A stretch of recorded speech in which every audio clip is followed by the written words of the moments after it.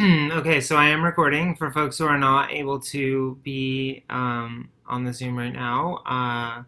This recording I will post for everyone to be able to watch um, so that we're all on the same page. So today, our lecture is, a little bit of housekeeping as well. Last week was like so chaotic and crazy. I think did I cancel the quiz or did you guys do the quiz last week? I honestly can't remember now. I mean, I guess I could look at Canvas.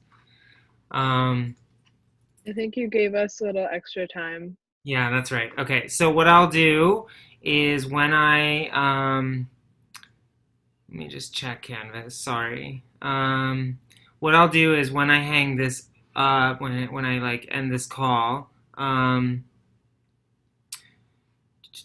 Oh, I see quiz 5. Okay, so for anyone who was I see. Okay, I gave you extra time. Yeah, that's right. So for anyone who was not able to take that for whatever reason because last week was so wild, let me know, DM me, and we'll figure it out. But now we're back, and hopefully we're gonna finish out the semester strong. So, oops, oh gosh, okay. So today's lecture is on historical climate change. So let me just share my screen. All right, so we're going to be talking about historical climate. So we've done a lot of work leading up to this point, talking about various aspects of the Earth system. We've also talked about the radiation budget, and we've talked about the greenhouse effect and how those are all really integral to the study of climate change. And so today we're going to do a survey of all of the sort of history of Earth's climate leading up to the contemporary period. So let's get started. So the climate system, right, as I've been emphasizing through this whole semester, and the point of this whole class is comprised of a number of different interlocking components. There's the sun, there's the oceans, and there are clouds and rain and the atmosphere and gases in the atmosphere and aerosols and particulates and frozen ground and the biosphere and human influences, of course. So this is kind of a little depiction of what the climate system looks like. And it's not a complete photo, or it's not a complete diagram, but it is. Oops! Oh my gosh! How do I? Sorry, did someone ask a question? Oh. Okay, sorry. Someone was in the waiting room. I got it. I don't know why it still does the waiting room. Anyway, so the things that I want to address in this lecture here are what is the natural variability of climate, how and why does climate change, and then the leading question, of course, for the remainder, for the last month and a half of this course, is how might climate change in the future? Okay. So I kind of gave it away there, but in order to understand what the natural variability of climate is and why it changes and how it's going to change in the future, we need to measure it, right? We need to measure climate. And since we weren't around, a million years ago, we have to use various tools that we have as scientists to measure the historical climate. And one of the ways in which we do that, as I kind of already gave away the secret on the next slide, is we use instruments, right? So we use the instrumental record, meaning we use thermometers, we use wind anemometers, we use rain gauges, we use various instrumental records to reconstruct past climate. That's great. It's very precise. We know a lot about climate based on the information that we get from these instruments, but they have a very high what we call resolution, which means that they can see very fine details, both temporally, like they can see the climate every second if you have a thermometer, right? Every millisecond, and spatially. So across the globe, there are a lot of instruments, there are a lot of thermometers, there are a lot of rain gauges, da da da da da, et cetera, et cetera, et cetera. The problem is that despite having a very high resolution, we call it resolution when you can get like a lot of specific information, despite having a very high resolution, unfortunately, the instrumental record only goes back to about the 1800s or maybe the end of the 1700s if you're being judicious with it. So we can't go back very far. The 1800s, while it feels like a long time ago, in terms of Earth, it's not that long ago, right? It's, a blip in time when we consider the entirety of the Earth and how long it has been, a planet. So we need to go back even further if we're going to reconstruct the climate of the past. If we're going to reconstruct Earth's past climate, then we need to go back even further. And since I'm doing this live, I get to ask you all, what are some ways, in addition to instruments, that we can measure, do you think, that we can measure Earth's historical climate? If we're not using thermometers and rain gauges, what are some other things, what are some other tools that scientists can use to study Earth's historical climate? Okay, so Eli said looking at the geological records. Good. Tallulah said phytolithic evidence. I actually don't know what the word phytolithic means. Do you want to? It's just like the phytoliths, which are like silicate, like remains that are left behind when plants decay in fossils. I think we were talking about it in one of my other classes, but like they didn't know about bananas. They didn't know locations of bananas based on seeds because they were domesticated, so they're seedless. But they found phytolithic evidence, so that's how you can track plant evidence. Cool. Great. So we have, good. So we've got sort of phytolithic evidence, which maybe I'll just lump into like fossils. The geologic records. When you say geologic records, Eli, what exactly do you mean by that? Specifically, what do you mean by the geologic records? What type of geologic records? Okay. Yeah, okay, good. So, sorry, Eli's microphone's not working. So, they're saying looking at like the strata of rock and ice and different chemicals in the rock. So, kind of like a fossil situation as well, or like looking at the layers of rock. Good. What are some other ways? Maybe this is the same as like fossils, but maybe if you look at extinctions, like certain species going extinct at a certain time because the climate changed and they couldn't survive anymore. Yep, that's absolutely good. That fits in there. What are some other ways that people think?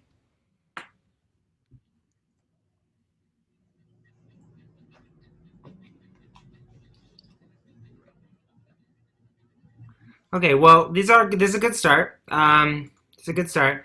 Let's click to the next slide here. So the first one is the geologic record. Great. Um, so fossils and yeah, land formations, as Jordan said in the chat. Landscape features. Right here we can see a pretty iconic Yosemite Valley. This tells us information about what the climate of Yosemite was like, a long time ago, based on like where the rocks are, that sort of thing, where the valleys are. We can look at the strata and the rock exactly. We can look and we can tell like what the fossils were. Was it an ocean?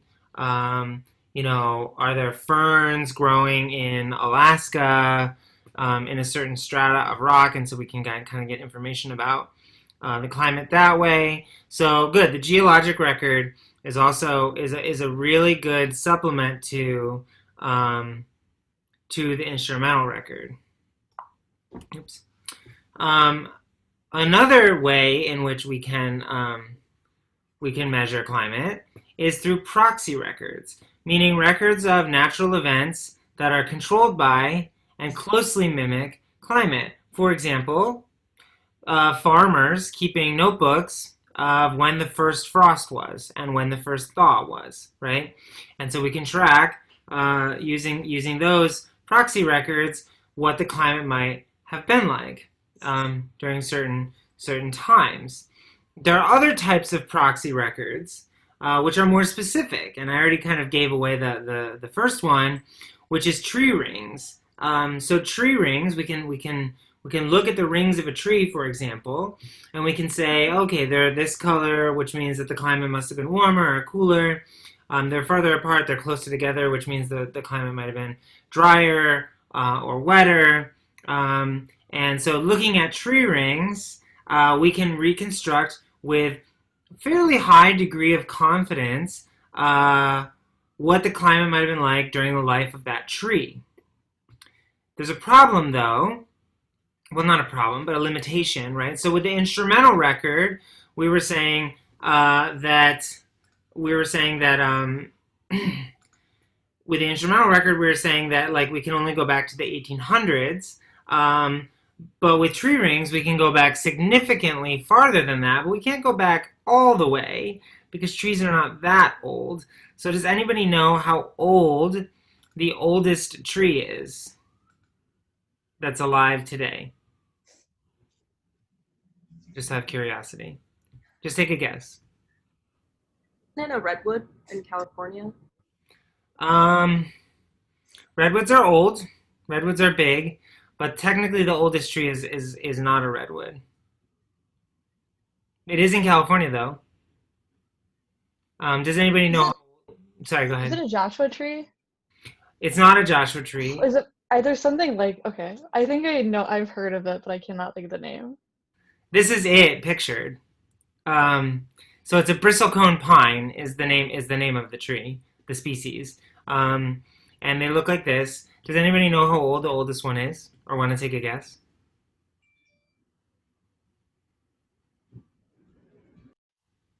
Just guess. Okay, let's see. Okay, Sam in the chat said 5,000 years, which is actually very close. Yeah, it's about 5,500 years old. So the oldest living tree is about 5,500 years old. There are bristlecone pines that are not living, but still standing. Which go back a little further than that, so you can still extract information from the tree rings, but you can't go back much further than about 7,000 or so years ago. So that gives us a lot of information, but 7,000 years in terms of Earth's history is not that much. Okay, so we've got to go back even further if we want to reconstruct all of Earth's climate. So in addition to tree rings, what are specifically two proxy records that go back even further that tell us about Earth's climate, do you think? So we've got tree rings, and then there are two more big ones. Does anybody have a guess or know what those are?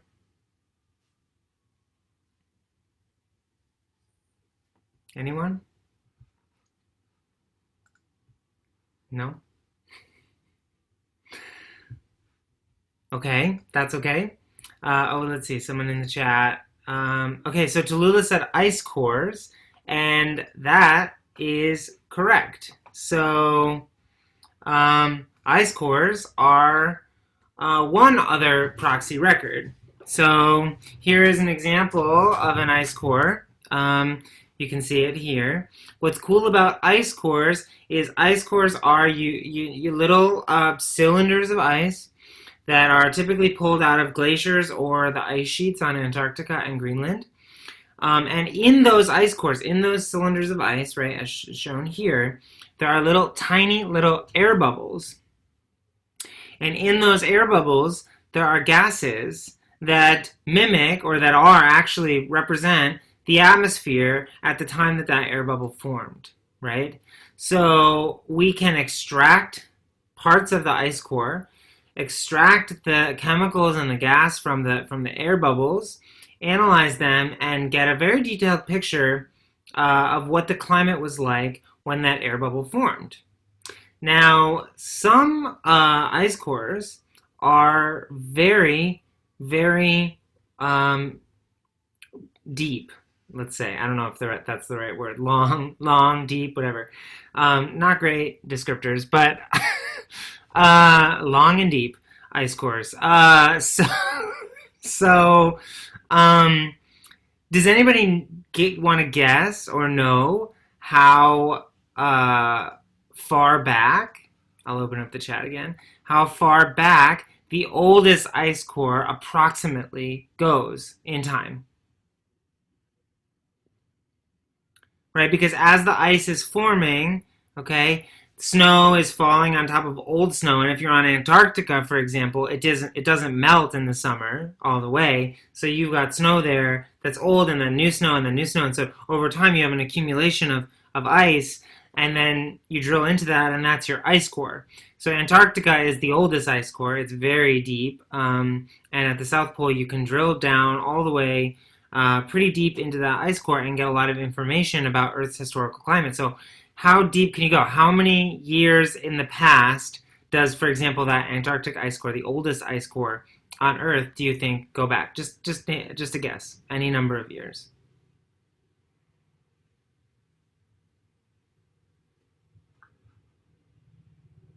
Okay, so Lisa said 10,000. It's more than that. Anybody have any other guesses? You can also just say them out loud right now. Like, everyone can just have a guess. It's okay to be wrong. Okay, Anise says 100,000. It's more than that. Other guesses?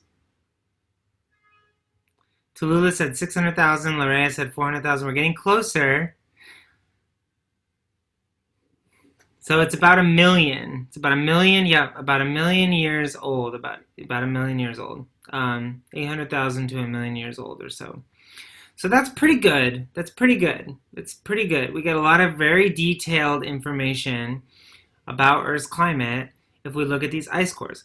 But 1 million years, while it's a lot more than 5,000 years for trees and a couple hundred years for instruments, isn't even close to giving us information about the entirety of Earth's history, because Earth itself is 4.5 billion years old. Which is why we need one more proxy record, and that is, lake and ocean sediments. So on the bottom of the ocean, on the bottom of lakes, rock and sediment and silt builds up over time, and in those layers, right, kind of like Eli was saying earlier, in those layers is information not just about the species that lived and what fossils are there, but also there are chemicals, right, in those rocks which tell us information about the composition of the atmosphere. And these lake and ocean sediments go back hundreds and hundreds of millions of years. So they tell us a lot of information, going back very far in time. The problem with these is that the resolution, right? Remember, the resolution of instruments is very high. You can get like almost instantaneous observations all across the world. The problem with sediments is that the resolution is very low. So there's not a big geographical distribution of them, right? Because they can only be certain types of lakes and certain types of sediments. But they're also, as you go further back, it's really difficult to distinguish between the layers of rock. So you can't tell what was going on, for example, every second or every year. Like with ice cores, you can kind of tell what was going on every year or every decade or so. But with sediments, with rock cores, you can only, if the further back you go, you can only resolve like every million years. So you can say like, okay, over this million-year period, the average temperature of the Earth was like around this or so. So it's very low resolution, but it's better than nothing. We can get a really good idea of what Earth's climate was on like sort of these large time scales, like 1 million, 2 million year time scale, a couple 100,000 year time scales, but we can go very far back, like almost 1 billion or more years, okay? So when we combine all of these things together, so Anise asked what that is in the water. That's the sediment. So that's the sediment that's running. That's the pieces of silt and dirt and rock and whatever that's running into the water. It's very natural. It's normal. It comes off rivers, and rivers transport these types of sediments, and then those sink to the bottom, and then they form new rocks. So when we combine the sediments with the ice cores, here's an example of ice core data. This one goes back 800,000 years, and you can see, for example, what the concentration of carbon dioxide was in the atmosphere. You can look at the concentration, or the delta actually, of a particular oxygen isotope, which gives us information about the temperature. You can look at the temperature of the atmosphere, and you can look at the concentration of methane, and combined, all of these give us very detailed information about Earth's historical climate. In addition to this, we can add things like corals and cave deposits like stalactites and stalagmites, or as I call them because I can never remember the difference, stalagmatites. That's wrong, but that's what I call them because I don't know what the difference is. Honestly, I can never remember. I think it was like stalactites are like coming down from the ceiling. I don't know. So when we combine all of this information, we get a very, very detailed look at the climate of the Earth, going back hundreds of millions of years. Okay, so just to kind of to brush up on that, I brought this up last week or 2 weeks ago when we were talking about the Anthropocene, but we can go back through Earth's crust and we can look at geologic time. We can divide Earth's history into various geologic periods, right? And as we go back in time using ice cores, tree rings, and instrumentation and rock sediments, we can distinguish and delineate these different periods of Earth's history and talk about what the weather and the climate was in each of these different periods, right? So during the Pleistocene, the weather was like XYZ, and during the Jurassic period, the weather was like whatever, the climate was like whatever, right? And we can go back very far in geologic time, and we can reconstruct the climate of the Earth. And so here's what we got. Here's what I got for you. Whoops! Oh my gosh. This is a graph showing the temperature of planet Earth reconstructed using all of these various methods. The first thing you'll notice on this graph is that the scale changes. So over here on the right-hand side at year 0, that's now. That's the present time. Okay? Then we go back in time, and this first block here is delineated by thousands of years before present, meaning this 5 represents 5,000 years ago, 10,000 years ago, 15,000 years ago, 20,000 years ago, etc. Okay, then we change the scale a little bit, but we're still in thousands of years. Then we go back 200,000 years ago, 400,000 years ago, and then 1,000,000 years ago, which is 1,000,000 years ago. So the oldest ice cores take us back here to sort of the beginning of the Pleistocene period.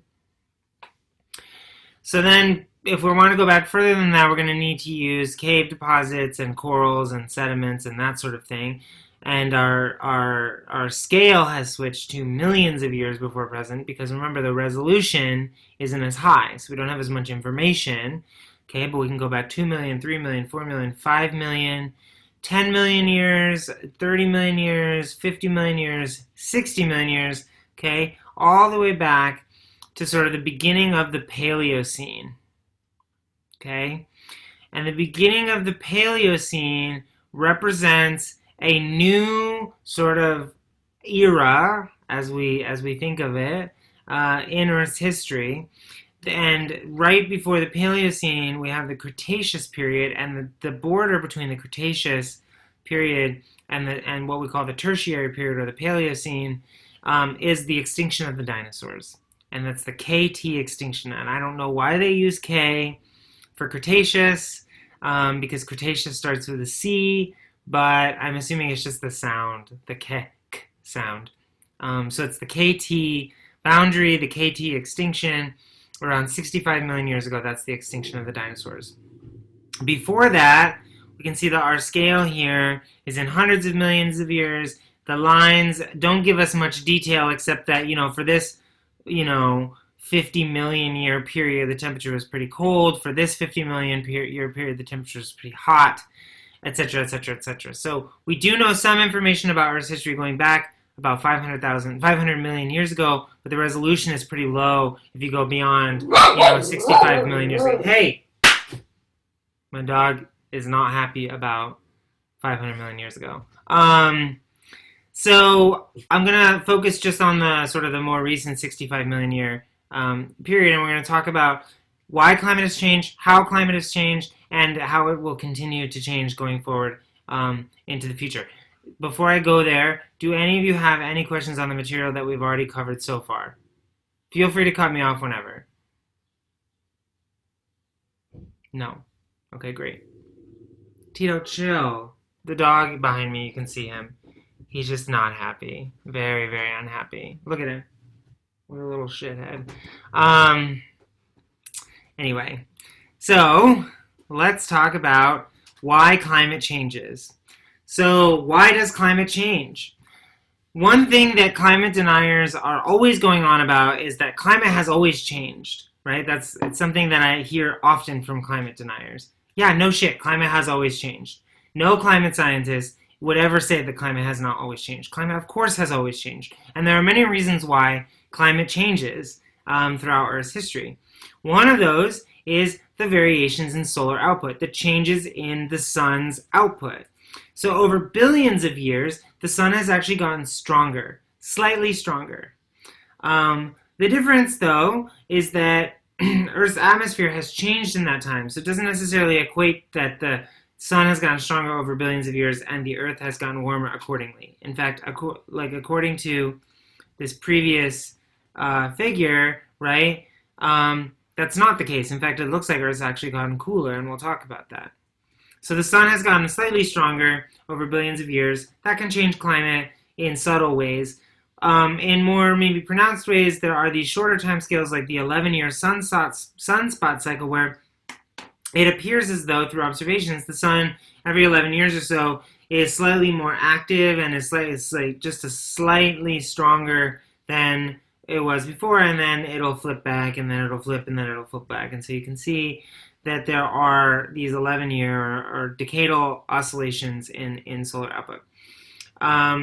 These small changes can produce large temperature changes if we zoom out and look at this over the scope of sort of millions of years. But in general, the sun has a fairly minimal effect on more recent climate, like in the last couple million years or so, because the atmosphere is really the dominant driver of changes to climate during that period. Something else that can change climate is the albedo of Earth, right? The reflectivity of the Earth's surface.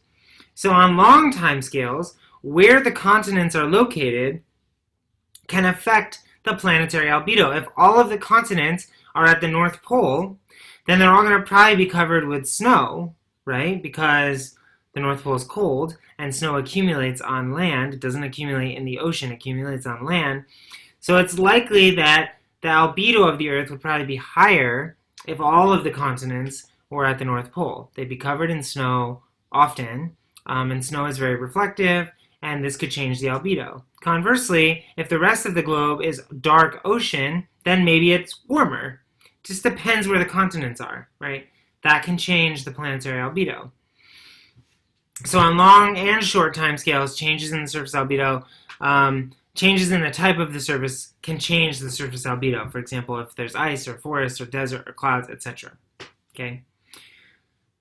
Another way that climate changes, as we know, is through greenhouse gas concentration. So on million-year time scales, volcanoes emit carbon dioxide over millions and millions of years, and this can cause slow drifts in climate.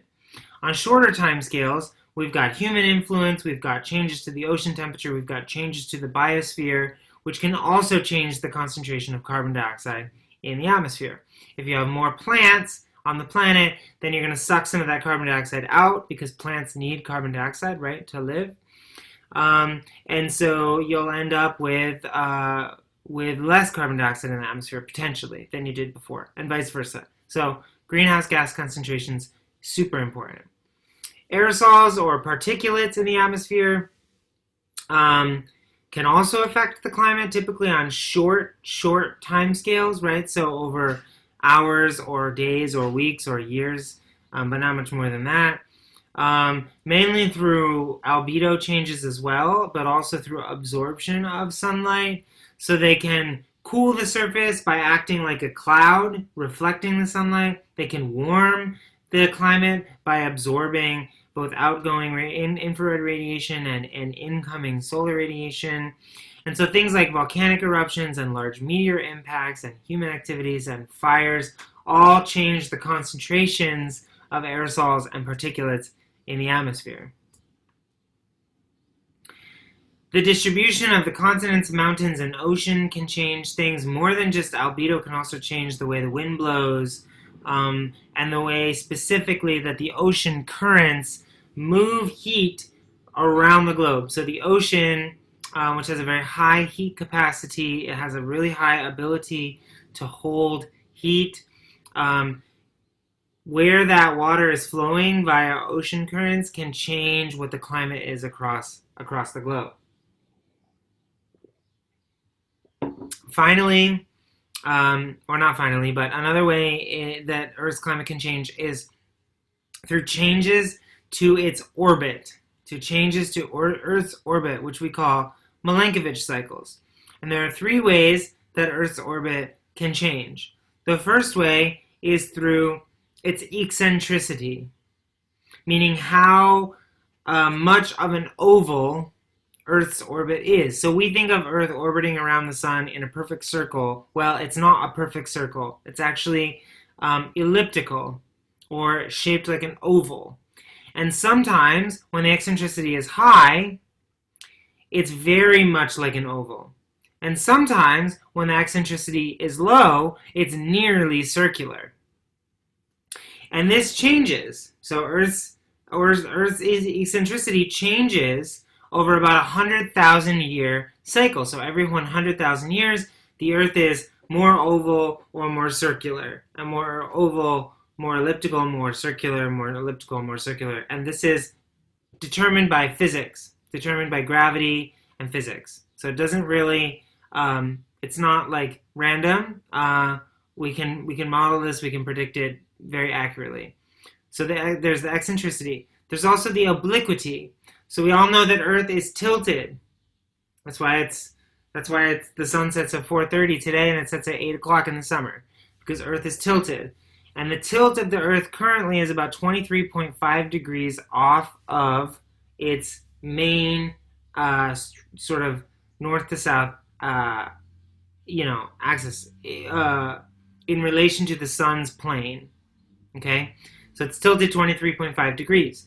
That tilt changes. It wobbles kind of back and forth between 22.2 degrees and 24.5 degrees. And that wobble is on about a 40,000 year cycle. So that's the second Milankovitch cycle. Right, here's a good example. So it goes between here and here. It wobbles between those two. The third way in which Earth's orbit changes is known as precession. And this is actually a wobble. So if you've ever spun a top or a dreidel, as it's starting to slow down, you see it wobbling, right? That's what Earth does too. Earth's axis wobbles. We don't notice it because it's a 23,000 year cycle. But because Earth wobbles, what that does is it actually changes the calendar day of the seasons. So right now, the summer solstice is on June 21st. 23,000 years ago, okay, it was also on June 21st, but halfway in between that, it was on December 21st, actually, because there's a wobble, okay? So as the Earth is wobbling around, the seasons, when they're occurring, are changing. It doesn't change how the seasons occur, it just is when they occur. And that can impact the climate. So when you combine all of these three things together, the eccentricity, the obliquity, and the precession on these various multi-thousand year cycles, when you compose them all together, this combination of orbital changes explains the ice ages. So when the orbits are aligned in a particular way, you get an ice age, and when they're aligned in another particular way, then you get not an ice age, right? You get an interglacial, as we call it. And we can predict these things with 100% accuracy. We know what these orbital changes are, and so we can actually use these orbital changes to look at past Earth's history, specifically the ice ages. We can also use them to say that we probably should be going into another ice age right now, based on the changes to Earth's orbit. Okay, so the shape of Earth's orbit, whether it's more elliptical, less elliptical, more precession, less precession, more oblique, less oblique, can determine whether you're in the middle of an ice age or you're in the middle of an interglacial, which is the period between the ice ages. Okay?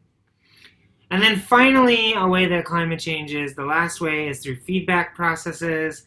If a feedback is positive, then it's an amplifying process. And if it's negative, then it's a stabilizing process. So there's things like the ice albedo feedback, where if more ice melts, more sunlight is absorbed, which means that even more ice melts, which means that even more sunlight gets absorbed, which means even more. So that's a positive feedback. It's amplifying feedback.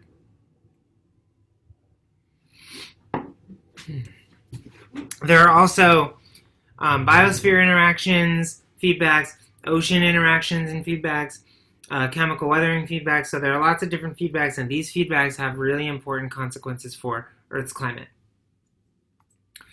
All right, so those are the ways in which climate can change and has changed.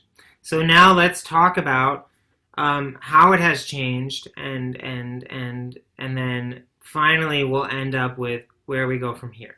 So I'll stop just again really quick if anybody has any questions. We good still? Have I lost you all with my boring droning on? Okay, great. Oops. So there was a time when Antarctica had rainforests, way back in the Paleocene. So Paleocene was very warm. There were palm trees growing in Greenland and in Patagonia. There were mangrove swamps in southern Australia, which was at that time located at 65 degrees south, so almost at this, at where Antarctica is. So the Earth was very warm, very, very warm during the Paleocene. And then, at the end of the Paleocene, as the Earth was still continuing to be warm, something happened. And that something is known as the Paleocene-Eocene thermal maximum, or what we're going to call here the PETM. And I'm going to talk about the PETM because this event, which we know occurred based on all of these ways in which we measure the climate, right, through all these various proxy records, occurred about 50 million years ago and has really important analogies and implications for the current situation on Earth.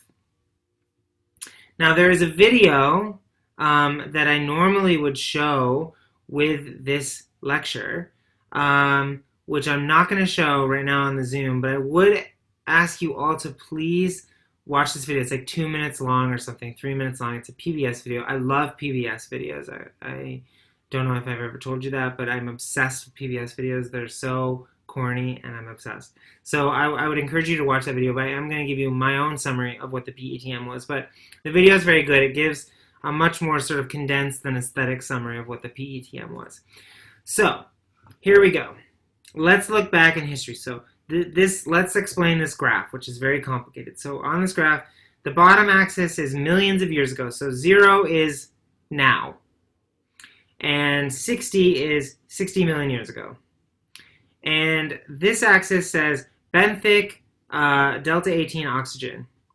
What this means is it's an analogy for what the temperature of the globe was, the average temperature of the globe. So the lower the line is, right, closer to 5, the colder the planet was, or is. The higher the green line, the warmer the planet was. So if we start here and we go back, we can see that going back in time, the planet was actually a little warmer back then, and then It was very warm during this period and during the Paleocene and the Eocene, which is the epoch that followed the Paleocene. And right at the boundary, okay, is a spike in temperature, which is known as the PETM. So for a couple million years, the temperature spiked, for a couple 100,000 years, the temperature spiked very significantly during this time. And we can see it on lots of different graphs of various proxy records, right? So looking at the temperature from one particular proxy record, we see the Paleocene, Eocene thermal maximum here. Looking at the deep ocean temperature proxy record, we also see the Paleocene, Eocene thermal maximum. So this was a big event that happened at the boundary between what we call the Paleocene and the Eocene about 55 or so million years ago. So what happened during this time? Well, we know that the temperature of the Earth went up several degrees, maybe 4 to 8 degrees Celsius. 4 to 8 degrees Celsius of warming in a very short period of time. Sound similar? Sound familiar? That's kind of similar to what's happening now with global climate change. The difference is that our increase in temperature is happening over several hundred years, and the PETM increase in temperature is happening over several thousand years. Still quick geologically, but much longer than whatever is happening right now. 4 to 8 degrees Celsius is also much warmer, much more of an increase in temperature than we have right now. We've observed, and we'll get to this in a couple of weeks, on Earth we've observed about a 1 degree Celsius rise in temperature. But some of the scenarios for future climate change suggest up to 4, 6, maybe 8 degrees of warming. So not all that far off from what happened in the PETM. So why did the Earth's temperature warm during the PETM? Well, the main theory is because, for whatever reason, the amount of carbon dioxide in the atmosphere increased rapidly. And as the carbon dioxide increased rapidly, this caused the global temperature to increase. So this graph here is the same as all the graphs I've been showing you, except now is on the right-hand side. And you can see the PETM right here between the Paleocene and the Eocene.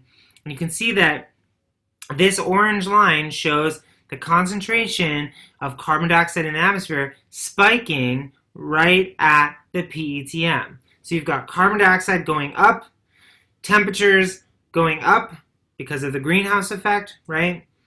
And so during the PETM, atmospheric carbon dioxide rose about 500 parts per million over about 20,000 years. So over 20,000 year period, the amount of atmospheric carbon dioxide increased between 500 and 1,000 ppm. Not all that different from what's happening right now, okay?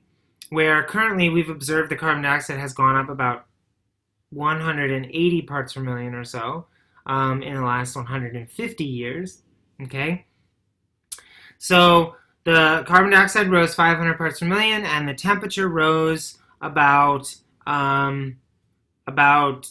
between 4 and 8 degrees Celsius. So that's what's shown on this graph. So greenhouse gas release begins here at the beginning of the PETM, and if we follow the blue line, this is what happens to the temperature. So after about 20,000 years of gradually increasing carbon dioxide concentrations in the atmosphere, the temperature of the globe rose between 4 and 8 degrees Celsius.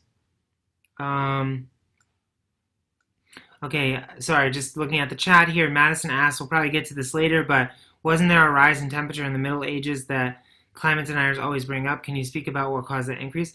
I absolutely will. I'm not going to speak about it today, but there's a whole part of it in an upcoming lecture, so stay tuned for that. There's a very good and reasonable explanation for what some people call the medieval warm period. Yeah. So stay tuned for that. It's a little bit different than the PETM, but also worth looking at. Agreed. So back to the PETM, we have the temperature goes up about 4 to 8 degrees because of this carbon dioxide release. Now let's look at this red line. This is what's happening now, currently. So you can see that Where we are today is about a 1 or so degree increase, but the projections are that we could shoot up 4 to 8 degrees of warming due to what we're doing with our emissions of carbon dioxide. You can see how different the timescales are, though. 20,000 years versus like 200 years. Okay, so what we're doing to the Earth is similar geologically to the PETM, but also very, very different in terms of its rate, in terms of how fast, how quickly it occurred. So during the PETM, okay, at the peak of the PETM, around 55 million years ago, you had coral reefs growing at the North and South Pole. You had sea levels which were 100 to 200 meters higher than they are today. There were no ice sheets on the Earth. Global average temperatures were about 10 degrees Celsius warmer than they are now, and also warmed 4 to 8 degrees Celsius over what they were before the PETM. The temperature difference, if you go from the equator to the pole, was much less, much different.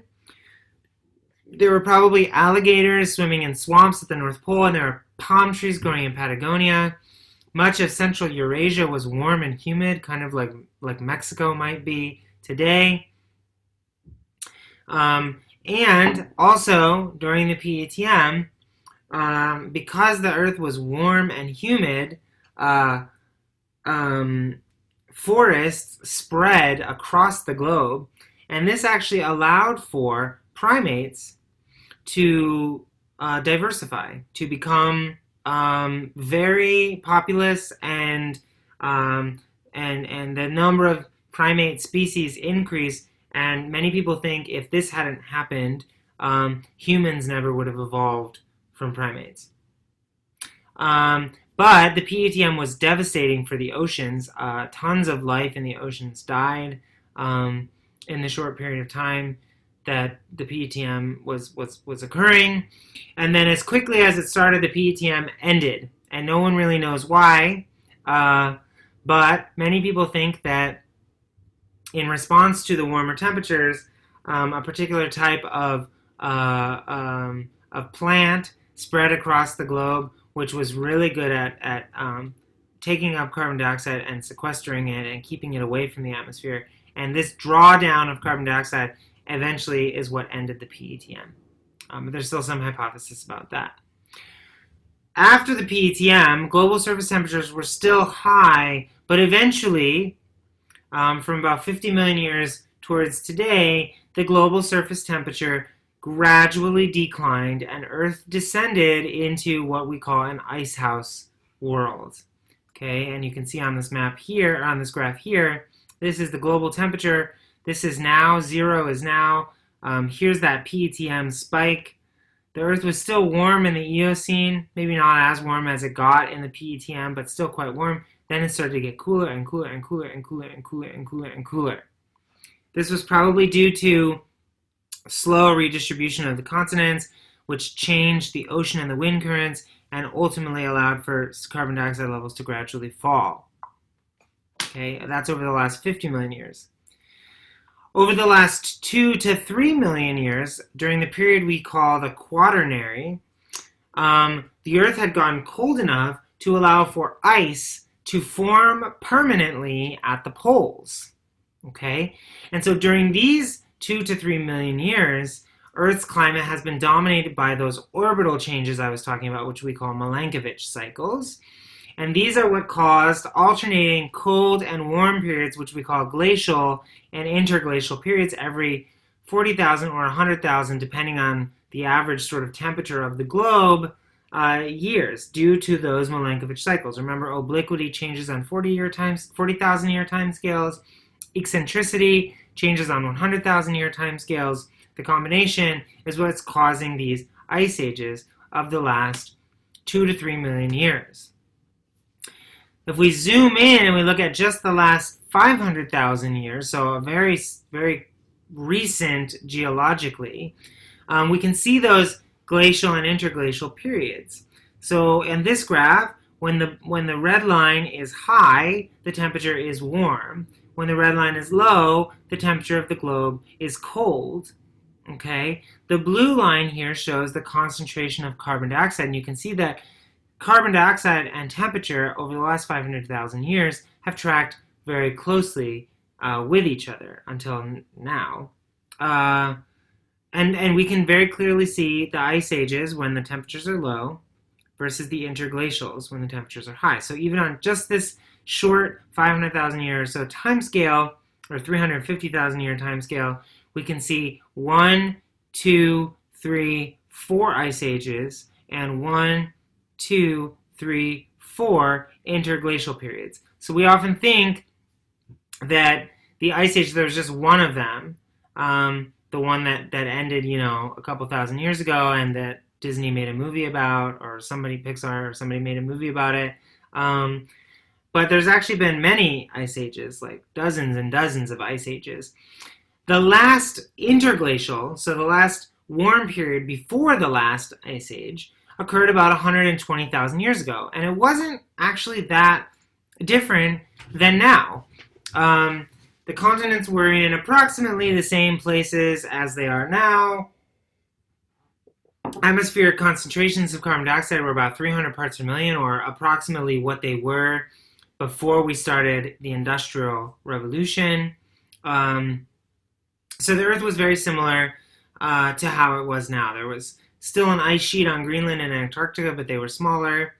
There was increased absorption of solar energy through changes to vegetation and snow cover. So very similar to now, or maybe not to now, but to 100 years ago. Then we have the last glacial maximum, or what we call colloquially the Ice Age, the Ice Age.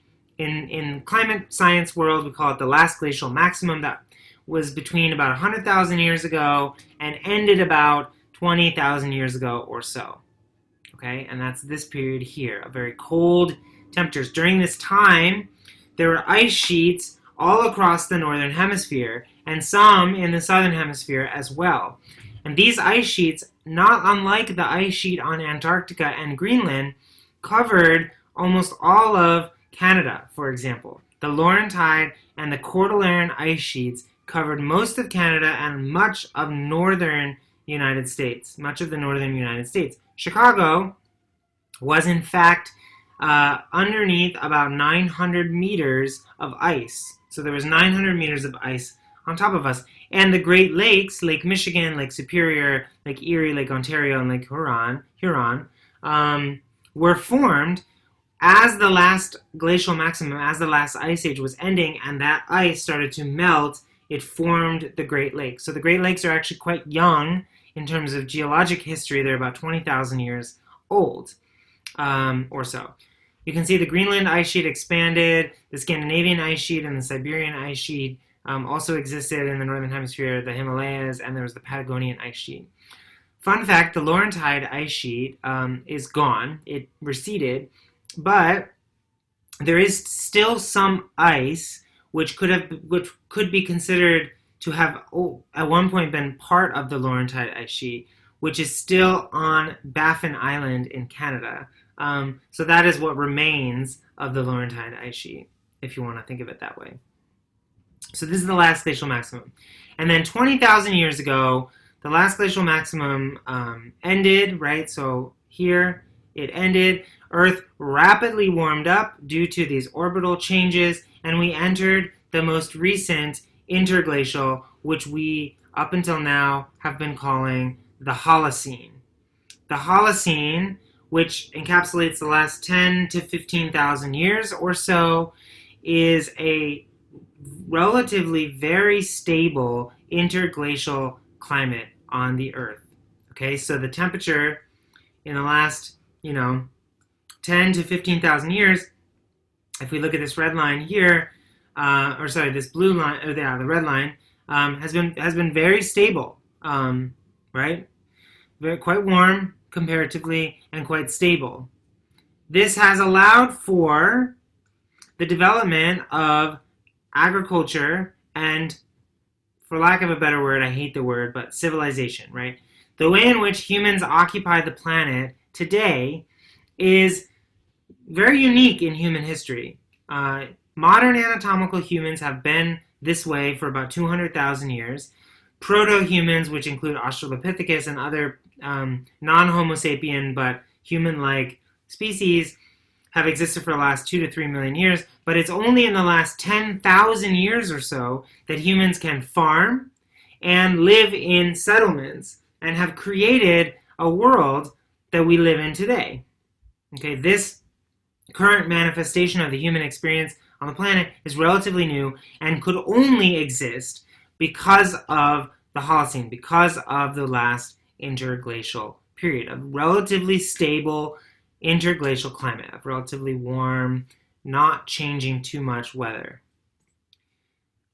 And over the last 2,000 years or so, data shows that we were probably beginning a slow descent into the next ice age. So you can see here the temperature record from the year 1 AD through the year 2000 and I believe 10. You can see that the temperature was slowly descending potentially into the next ice age. This squares off with those orbital changes that we were talking about. This is something that we would expect. But then you'll notice at the end of this record, this spike.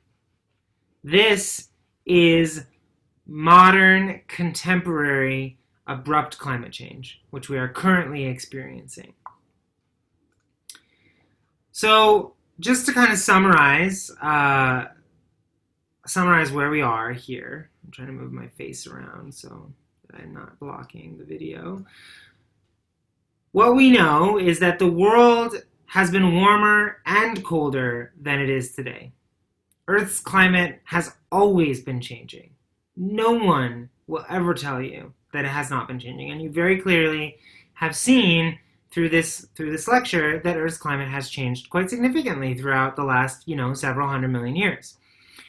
But human civilization, human existence on this planet is very much adapted and entirely dependent on the current very stable climate.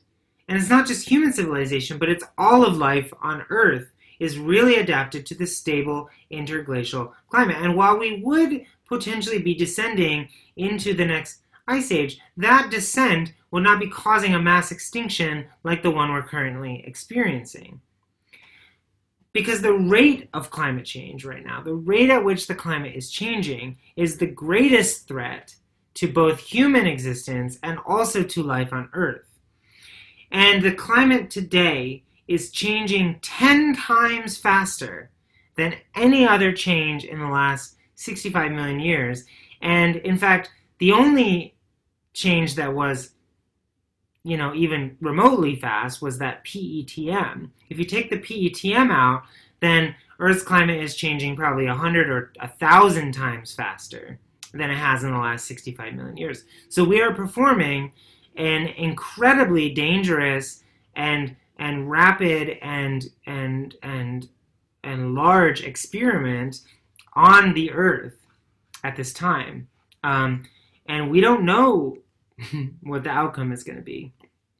But you can see that in some of these scenarios, which we'll get to maybe in 2 weeks, of future climate change, some of these scenarios forecast the carbon dioxide concentration in the atmosphere being as high as it was potentially during the PETM, when the carbon dioxide concentration was about 2,000 parts per million. Currently, right now, we're at about 415 or so parts per million. So this is something to keep in mind.